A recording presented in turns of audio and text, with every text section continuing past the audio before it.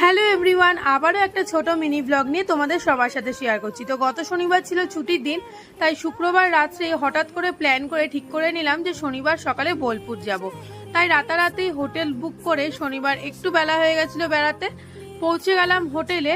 আর এটা ছিল আমাদের হোটেলের রুম, আর রুম থেকে এটা ছিল বাইরের ভিউটা। তো পুরো রুমটাই তোমাদের সবার সাথে শেয়ার করলাম। দেন চলে গেছিলাম হোটেলের নিজস্ব রেস্টুরেন্টে, আর মেনু কার্ড দেখে ডিসাইড করে নিলাম কি খাবো। যেহেতু অনেকটাই বেলা হয়ে গেছিল তাই ফাঁকাই হয়ে গেছিল পুরো। খাওয়া দাওয়া কমপ্লিট করে সঙ্গে সঙ্গে রেডি হয়ে বেরিয়ে পড়লাম সোনাঝুরি হাটে। আর বিকেল প্রায় হয়েই গেছিল, তাই হাট প্রায় বন্ধ হয়ে আসছিল।